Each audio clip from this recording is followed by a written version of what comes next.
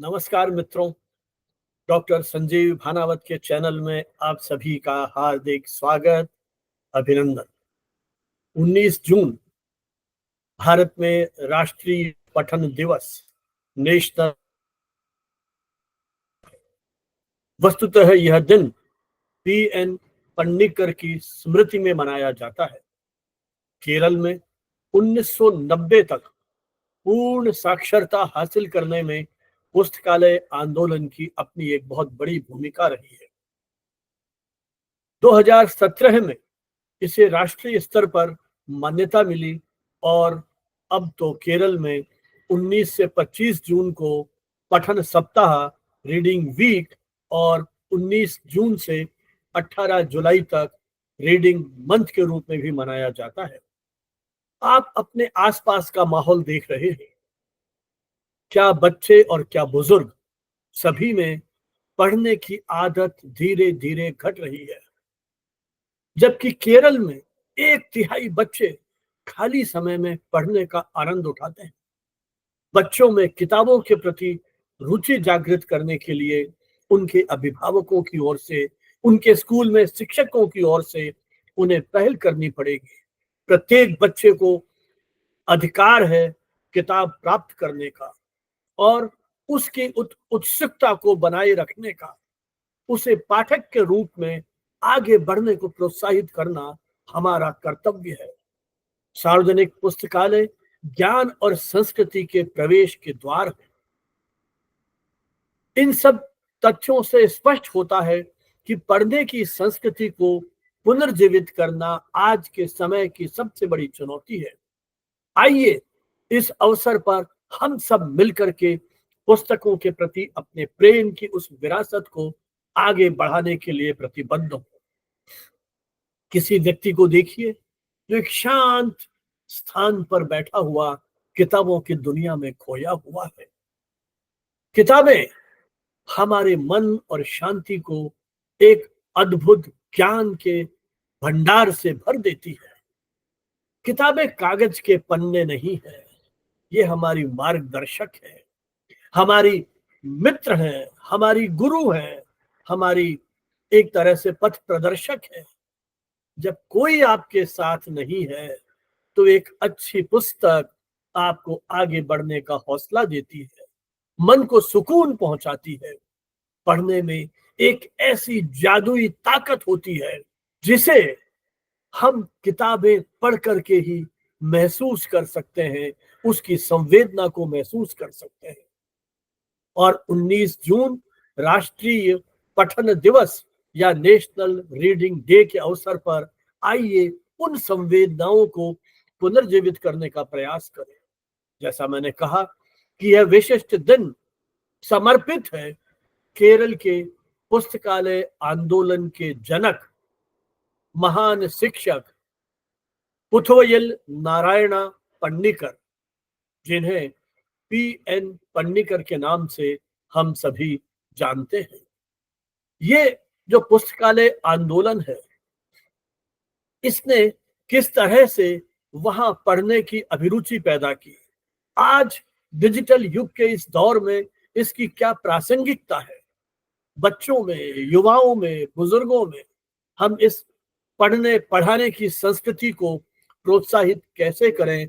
आइए इन्हीं सब भी मुद्दों पर आज हम विचार करते हैं, ताकि पुस्तकों के प्रति आपकी दोस्ती आगे बढ़े, बल्कि आप दूसरों को भी आगे पढ़ने के लिए उत्साहित और प्रेरित करें। राष्ट्रीय पठन दिवस या नेशनल रीडिंग डे के पीछे पीएन पन्नीकर के असाधारण योगदान का भाव छिपा हुआ है। उन्होंने ग्रामीण इलाकों में पुस्तकालयों का जाल बिछाने के लिए अपना पूरा जीवन समर्पित कर दिया।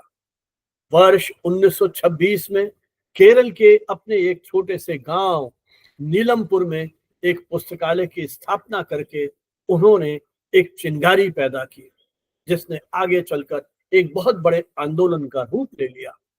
इस आंदोलन ने एक तरह से रीड एंड ग्रो, पढ़ो और आगे बढ़ो का एक नारा दिया, और इसी नारे में एक भाव छिपा हुआ है कि पुस्तकों का कितना अधिक महत्व है।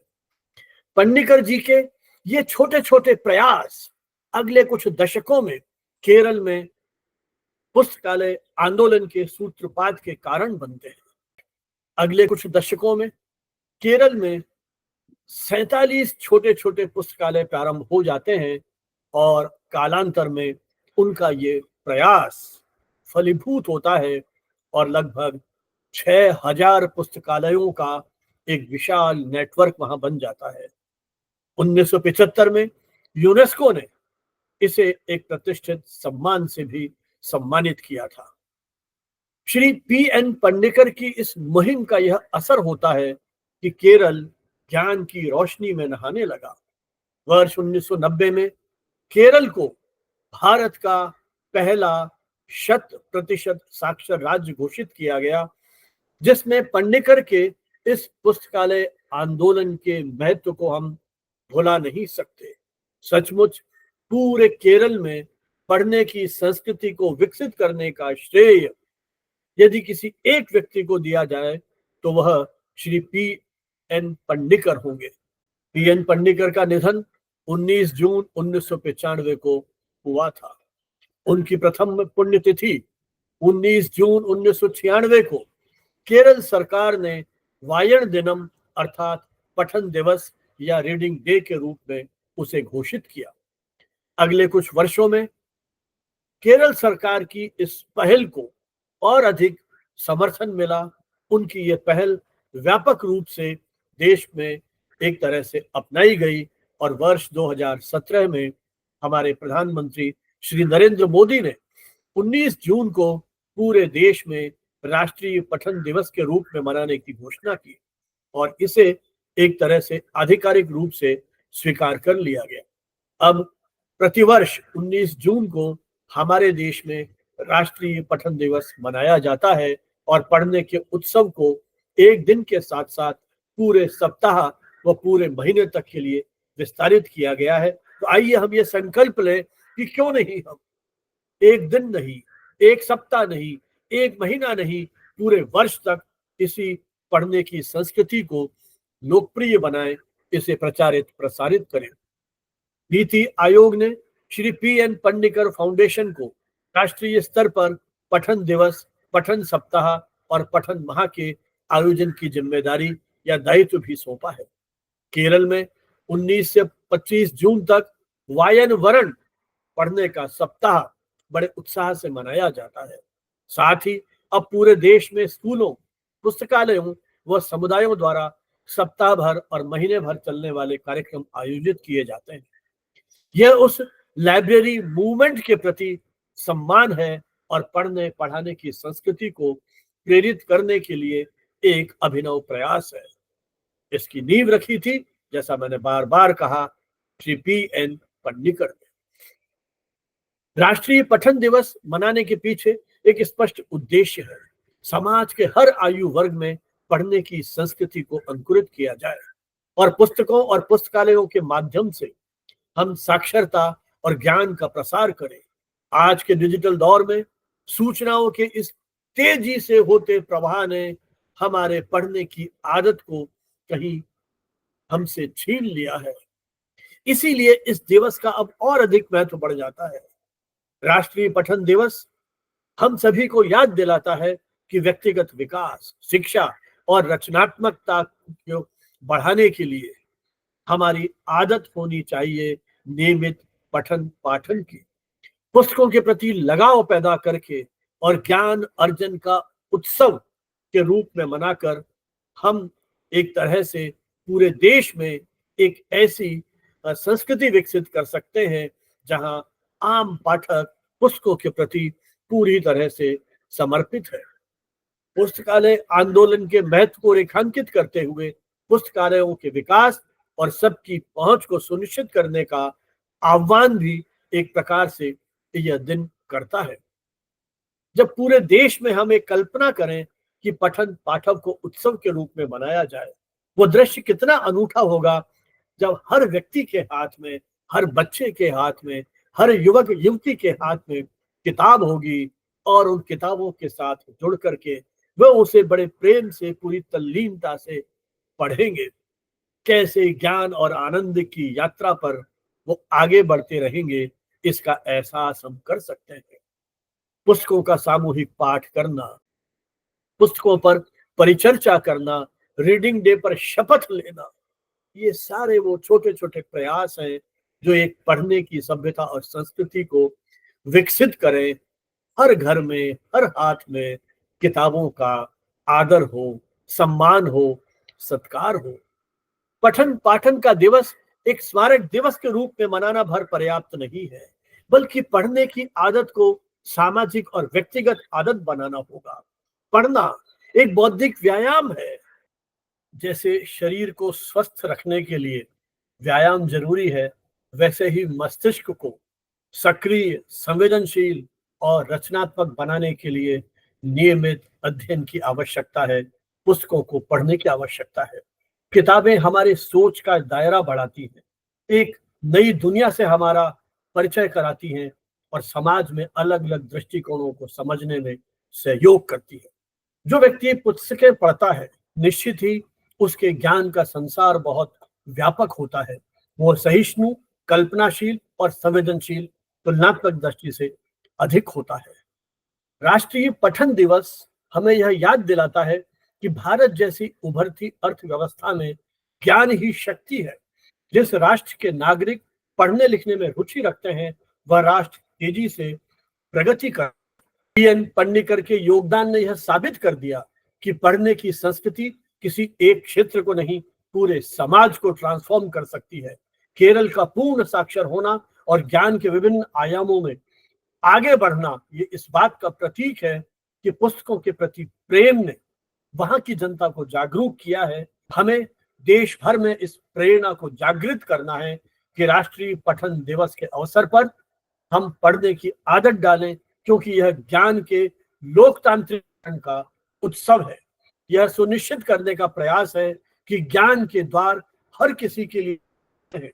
किताबों ने मानव सभ्यता को आगे बढ़ाया है और यह दिवस उस निरंतरता को बनाए रखने की प्रतिज्ञा का दिन है। आज की डिजिटल युग की दौड़ बहुत तेज है। हम कृत्रिम बौद्धिकता, आर्टिफिशियल इंटेलिजेंस के दौर में पहुंच गए हैं। दिन प्रतिदिन सूचनाओं का आक्रमण तेजी से हो रहा है। सूचना क्रांति ने एक तरह से सूचनाओं की बाढ़ हमारे सामने ला दी है। सोशल मीडिया के नोटिफिकेशन, 24x7 खबरें और छोटे छोटे वीडियो क्लिप, इन सब के बीच कहीं हम सोचें, ठहरें, चिंतन करें, मनन करें कि हमें पुस्तकें के साथ भी तो समय बिताना है। बहुत बड़ी चुनौती हमारे सामने है। ऐसे में हमको धैर्य रखना होगा और गहराई से पढ़ने की आदत डालनी होगी।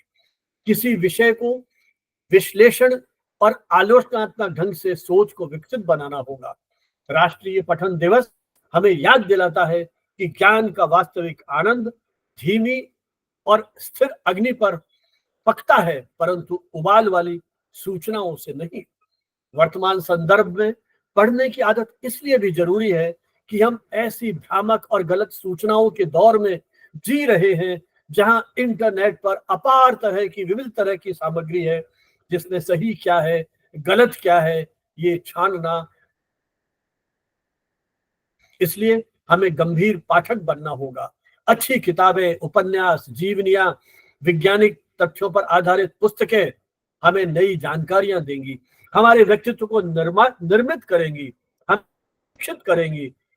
किसी विषय को गहराई से समझने के लिए शिक्षाविदों का यह मानना है कि पाठ्य पुस्तकों के अलावा भी हमें अच्छी पुस्तकें पढ़ना चाहिए। और राष्ट्रीय शिक्षा नीति इसी बात पर बल देती है कि प्राथमिक कक्षाओं से बच्चों में पढ़ने की आदत डालनी चाहिए, ताकि वे जीवन के बारे में एक सकारात्मक दृष्टि को विकसित कर सके, वो अपनी आलोचनात्मक दृष्टि को विकसित कर सके, जीवन की समस्याओं को एक चुनौती के रूप में स्वीकार कर उसके समाधान को ढूंढने के लिए प्रयत्नशील हो सके।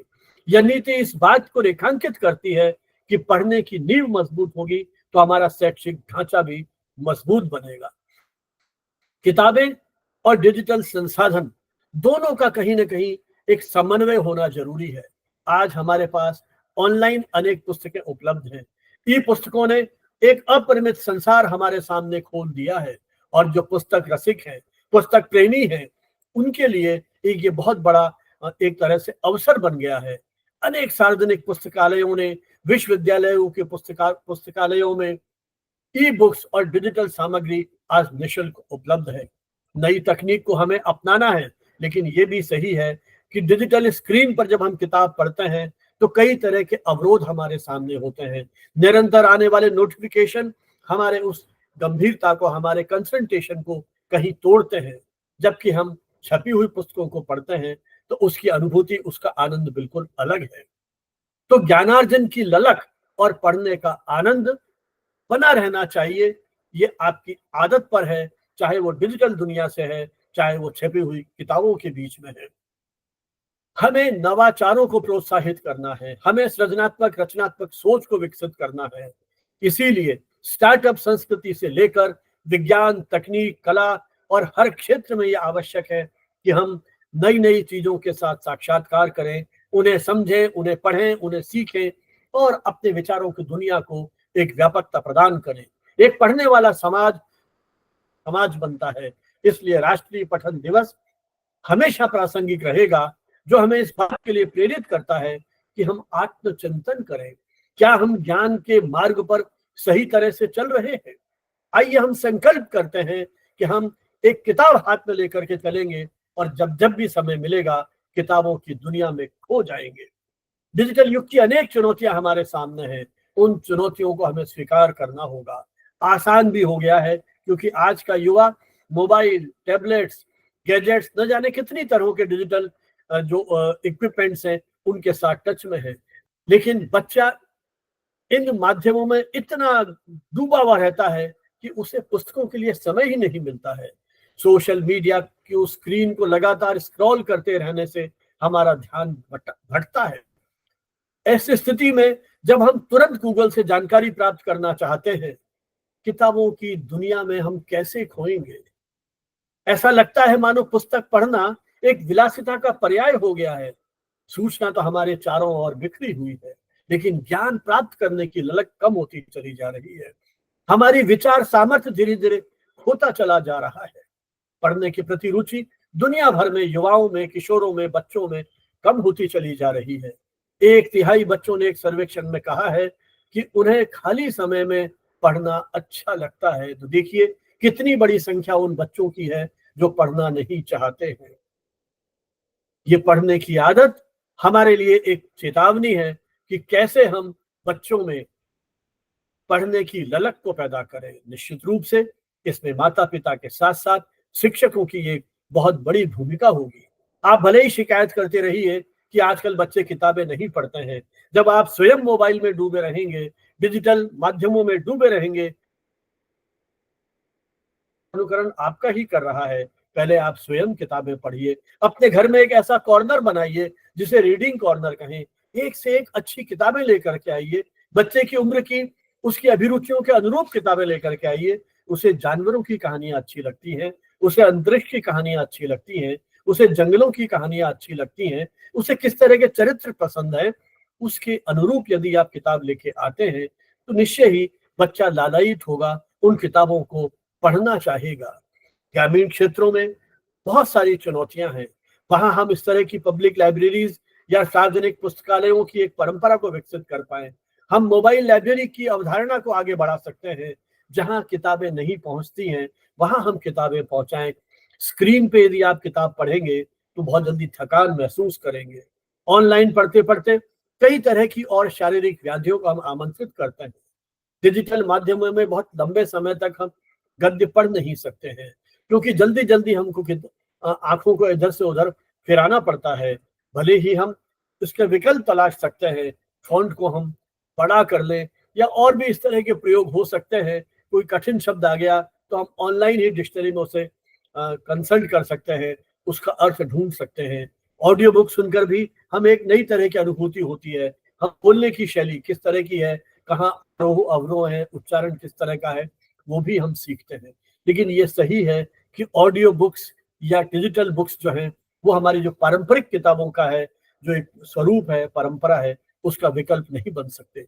हमारे सामने चुनौती है कि कैसे हम टेक्नोलॉजी का इस्तेमाल करते हुए नई पीढ़ी को पुस्तकों के प्रति आकर्षित करें। हम शैक्षणिक संस्थानों में, अपने आस पड़ोस में, विभिन्न समुदायों में एक इस तरह की प्रवृत्ति विकसित कर सकते हैं जहां जिन लोगों ने नई किताब पढ़ी है, युवाओं ने किताबें पढ़ी है, उनके ऊपर चर्चाएं हों, उसकी समीक्षाएं हों। ये ऑनलाइन बुक क्लब, ई लाइब्रेरी, कई तरह के हम एक प्रयोग कर सकते हैं जहां हम पढ़ने की आदत को पुनर्जीवित करने की एक कोशिश करें। यदि हमने आज इस आदत का बीज बोया है तो कल वटवृक्ष हमको मिलेगा, उसके फल हमको मिलेंगे। हमें सम्मिलित रूप से ये प्रयास करना होगा। छोटी उम्र में यदि पढ़ने की आदत पड़ती है तो आने वाला जो दौर है, आप कल्पना कीजिए, जब हर हाथ में किताब होगी, जब देश का बच्चा बच्चा आपको पढ़ते हुए मिलेगा। हर चीज का समय निश्चित है, खेलने का समय निश्चित है, भोजन का समय निश्चित है, आपके कार्यालय का समय निश्चित है, स्कूल कॉलेज का समय निश्चित है। उसी तरह पढ़ाई का समय भी निश्चित होना चाहिए। रात्रि को सोने से पहले अवश्य पुस्तकें पढ़नी चाहिए, बजाय मोबाइल के स्क्रीन को देखते देखते सोना। यदि हम पुस्तकें पढ़ के सोएंगे, निश्चित मानिए एक बहुत अच्छी नींद आएगी, शांत और स्थिर मन से आप आराम कर पाएंगे। बच्चे को हम कहानियां सुना सकते हैं। बच्चे जिज्ञासा वृत्ति के होते हैं। वो जब कहानी सुनते हैं तो हम भी किस तरह से काल्पनिक रूप में उन चरित्रों में स्वयं को ढाल करके बच्चे को उसके साथ जोड़ते हैं। और जब छोटा सा बच्चा, वो शिशु आपकी उन कहानियों के साथ जुड़ेगा, जब थोड़ा सा बड़ा होगा, पढ़ने अक्षर बोध उसको होगा, निश्चित मानिए कि वो पढ़ने की ओर भी प्रेरित होगा। आप उसे उन चित्रों के माध्यम से कुछ कहानी लिखने की प्रेरणा दे सकते हैं, कविता लिखने की प्रेरणा दे सकते हैं। कहीं उसके मस्तिष्क इस प्रकार का जब एक एक्सरसाइज करेगा तो निश्चित रूप से उसकी प्रयोग धर्मिता, उसकी रचना धर्मिता को भी एक तरह से बल मिलेगा और वो पढ़ने की ओर, कुछ चिंतन करने की ओर आगे बढ़ेगा। कितने पुस्तक मेले आज देश में हो रहे हैं। आपके शहर में जब भी पुस्तक मेला हो, आप जाइए, बच्चों को उस पुस्तकों की दुनिया से उसका परिचय कराइए, पुस्तकालय में लेकर के जाइए। वहां का बिल्कुल शांत माहौल और किताबों का संसार मानो उसे आमंत्रित कर रहा है। साहित्य उत्सवों में बच्चों को ले जाइए, वहां उन लेखकों से मिलवाई है, बाल लेखकों से मिलवाई है। नई पुस्तकें देख करके, उनकी पसंद के लेखकों से मिल करके उसके मन में कितना उमंग उल्लास होगा, उसे कहीं महसूस कीजिए। छोटी उम्र में जब बच्चा पढ़ने लगता है, वो कोई किताब पढ़े, उसे प्रोत्साहित कीजिए, उसे सराहना कीजिए, उसको शाबाशी दीजिए। छोटे छोटे पुरस्कार दे सकते हैं। Reader of the week school में इस तरह का अभियान चल सकते हैं। स्कूल में इस तरह का एक पीरियड हो सकता है जहां बच्चा लाइब्रेरी में जाए, कुछ न कुछ पढ़े, और जो बच्चा पढ़ के आया है आप घर पे उससे कहिए कि वो कहानी सुनाए। बच्चे में कितना आत्मविश्वास होगा, उसकी व्यक्तित्व कला विकसित होगी। तो एक पढ़ने की आदत से हम बच्चे की व्यक्तित्व को निर्माण करने में कितनी तरह से नए नए प्रयोग कर सकते हैं। बच्चा पढ़ने को बोझ नहीं समझे, उसे मनोरंजन और सीखने के रोमांच की तरह यदि ग्रहण करता है, जैसा मैंने कहा कि बच्चे का अधिकार है कि उसे किताब मिले, हमारा यह दायित्व या कर्तव्य है कि बच्चे की उत्सुकता को हम बनाए रखें और उसे वो पुस्तकें उपलब्ध कराएं। आज किताबों से क्यों दूर हो रहे हैं, हम आत्मचिंतन करें, हम उनके साथ बैठें, किताबों पर चर्चा करें, उसे किताबें दें, उसका दोस्त बने, तभी तो वो आपके साथ जुड़ेगा। हम धैर्य और प्रेम के साथ उसे इस दिशा में यदि प्रवृत्त करेंगे तो पढ़ने की आदत को एक विरासत के रूप में विकसित कर पाएंगे।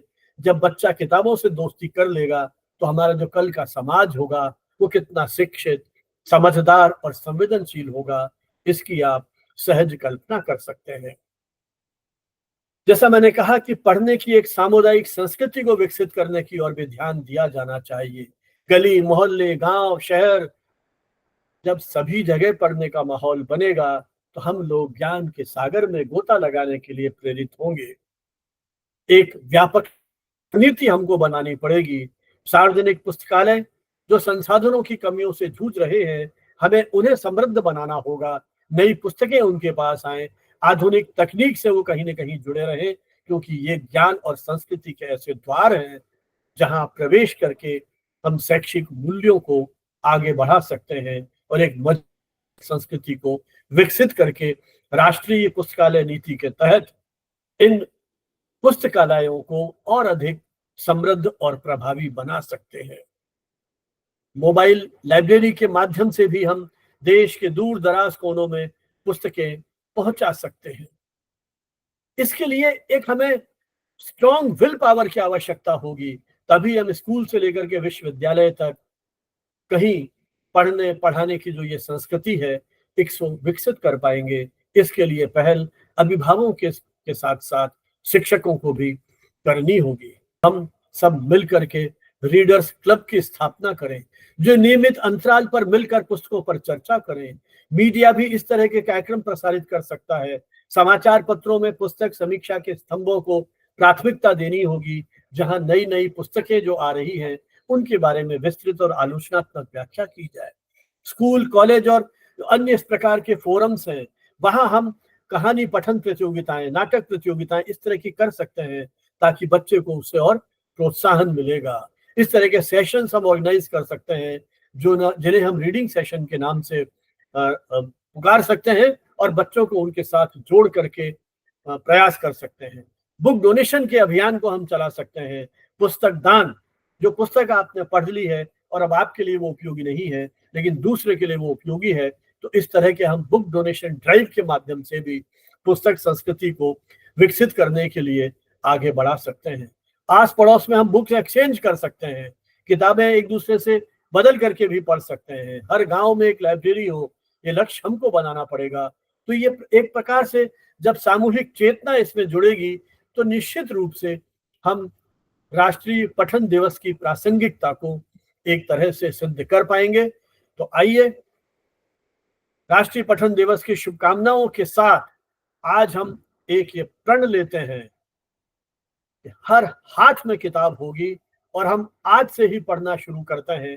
आज हम 1 पेज पढ़ेंगे, कल 2 पेज पढ़ेंगे, आगे चलकर 10 पेज पढ़ेंगे नियमित रूप से, और धीरे धीरे हम कुछ ही दिनों में पूरी किताब को पढ़ लेंगे। और इस प्रकार पढ़ने की संस्कृति के साथ जुड़ करके हम पढ़ो भारत, जो ये महीना है, इसको सार्थकता प्रदान करेंगे। अच्छी पुस्तकें आपके मन में उम्मीद की एक किरण जगा सकती है, आपके विचारों को नई उड़ान, नई ऊर्जा दे सकती है। आपके जन्म से किताब पहले लिखी गई, लेकिन आपके पूरे जीवन में वो किताब आपको मार्गदर्शित करती रहेगी, आपकी बहुत अच्छी मित्र के रूप में। और ये ज्ञान पीढ़ी दर पीढ़ी एक दूसरे में स्थानांतरित होता रहेगा, पीढ़ी दर पीढ़ी स्थानांतरित होता रहेगा। जिस तरह दीपक से दीपक जलता है, वैसे ही एक पाठक से दूसरा पाठक, दूसरे पाठक से तीसरा पाठक, और कई प्रकार के पाठकों को हम प्रेरित कर पाएंगे और एक ऐसी श्रृंखला बना पाएंगे। आइए हम यह आह्वान करते हैं कि हम पुनः उस मूल आदत की ओर लौटें, जिसने मानव सभ्यता को ज्ञान का ये अद्भुत खजाना दिया है, ज्ञान का ये अद्भुत संसार दिया है। यह दिवस केवल एक दिन का नहीं है, ये तो एक आंदोलन की शुरुआत का प्रण है, जिसे हमें जीवन भर जारी रखना है। हम एक ऐसी रीडिंग सोसाइटी बनाएं, ऐसी रीडिंग सोसाइटी के निर्माण का हिस्सा बने, जहां बच्चे से लेकर के बुजुर्ग सभी अपने अनुभवों की कहानियों को किताबों में उतार रहे हैं, जिन्हें आने वाली पीढ़ी पढ़ करके अपने को और अधिक समर्थ और ऊर्जावान बनाएगी।